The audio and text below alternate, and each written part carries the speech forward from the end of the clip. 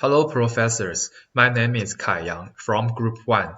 Our project topic is design and build a 1 GHz sine wave generator. Today we will give you a presentation. The presentation is divided into 3 parts: introduction, our work, and our project plan. The first part, I will introduce our project and the group. There are 4 students in our group. I'm Kai Yang. The other 3 students are Zhibin Ye, Ding Su, and Zhao Xiangzhang. All of us major in electrical engineering, and we have studied the electronics and the signal system, and so on. In addition, I have learned the Java. Zhibin Ye and Ding Su have learned the C++. So we have confidence to achieve this project successfully. For the project, as well known, signal generator is one of the best tools for our electronic engineers. Sine wave circuit is also widely used, and high-frequency signal synthesis technology has developed rapidly. So our advisor gave us this topic about design and build a 1 GHz sine wave signal generator, which is meaningful. After collecting the reference and doing some early researches, we finally decided to adopt the combination of PLL and DDS technology to complement each other to attain high effect. These two techniques will be introduced in the later part. Using this method, we can get a high-frequency output signal from low-frequency input signal. The proposed solution is conveyed in this slide. The basic step can be concluded that collecting the reference, design the circuit, learning the AD Altium Designer, and write the program, making the actual circuit and test its function in the school lab. We divided our project into 5 modules: frequency synthesis module, DDS module, control module, clock module, power module, and conditioning output module. Figure 1 shows our system design diagram. You can see it. And this slide shows our the division of labor. I'm Kai Yang, and I work on the frequency synthesis module, which is DDS. Ding Su works on the power module. Zhibin Ye works on the control module, and Zhao Xiangzhang working on the clock module and the conditioning output module. Let's move on the next part. This part shows what we have done this month. The first module is the DDS module. DDS means direct digital synthesizers, which is usually used in the design of signal generator. The figure 2 shows the DDS principle diagram. Combined with the PLL technique, using the PLL to increase the frequency of input clock. Then use the processed clock as the system clock to the DDS module to it can meet our design requirements. After talking with our advisor, we finally chose the chip AD9914 to achieve this function.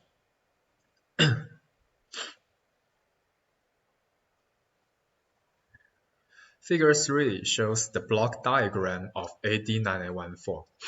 In the project, we chose the single frequency as the working mode, and the serial ports are used for the data transmission. Figure 4 shows the DDS schematic circuit designed by me using in AD. You can see that each power supply pins is connected with 0.1 μF capacitance. It is for filtering and decoupling. Also, the 0 ohm resistors are used in the circuit to effectively reduce the noise. This will be connected with other module is drawn longer, like clock positive and clock negative.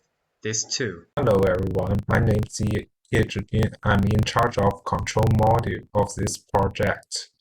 First, let's come to the main functions of the control module. There are two main functions. First, it is responsible for data transmission between computer and the main chip. And it works like uploading code to RAMs of the chip and run it there, and at last we finished the control process. Second, it controls the ports of the AD9914, which is the main chip of the TDS module. Then let's come to the chips.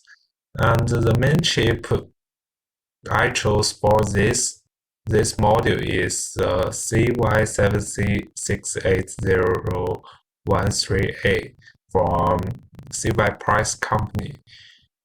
And however, the whole module cannot work if there is only the chip, so we need some other content like USB Universal Serial Bus, which is the main communication mode in this part, and the clock circuit, reset circuit, and system bus.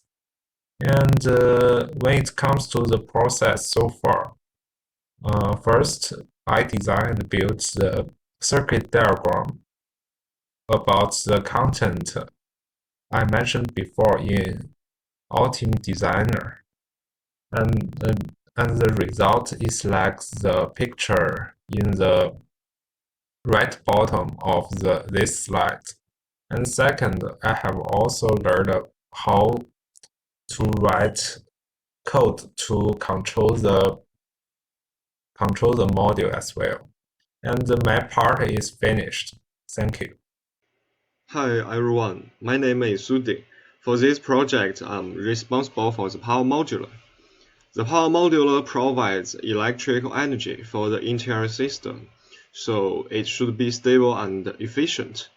The working process of the designed power module is shown in the figure below, figure 7. Now, first is AC input. AC input is 220 volts alternating current provided by the power grid.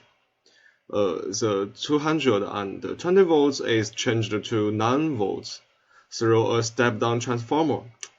And then through the bridge rectifier circuit, we can get post direct current.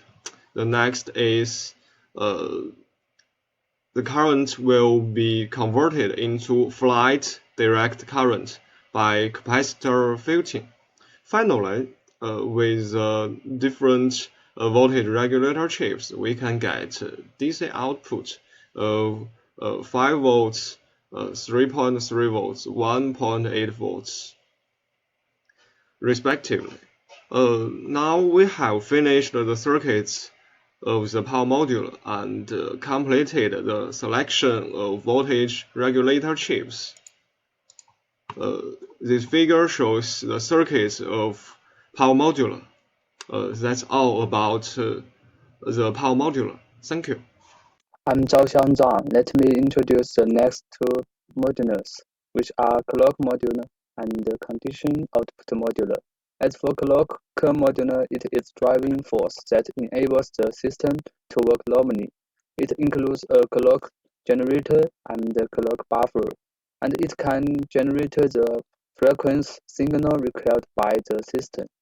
The clock module's current is shown in the PPT. First, input the lower clock reference signal into the DDS, and use the clock multiplier inside the DDS to multiply the reference frequency to the required system clock. In the internal PLL, through the phase detector and phase locked loop, the on-chip voltage controlled oscillator outputs high-frequency signals as the system clock. Among them, The working clock combined with its external loop filter has the function of increasing flexibility and optimizing phase noise. As for condition output modular, we use the AD9914 chip. The two-way output model used by the modular can ensure the balance of the output current signal and reduce the potential common model noise interference of the DAC output, thereby optimizing the noise ratio. In addition, in order to make the output analog wave represent the digital at the DAC input simple, the HLCB1000 bandpass filter with a center frequency of 1 GHz and a bandwidth of 14.5 MHz is choice, and the input end of the DAC and the filter are connected through the SMA interface. The third part is our project plan. We have drawn it in the Gantt chart, which is shown in the figure 10. Today is November 29th, and we have done the research and schematic circuit design part. So in the following, we will do the real-board design and write the program to test the product. These are our reference. Okay, that's all. Thank you for listening.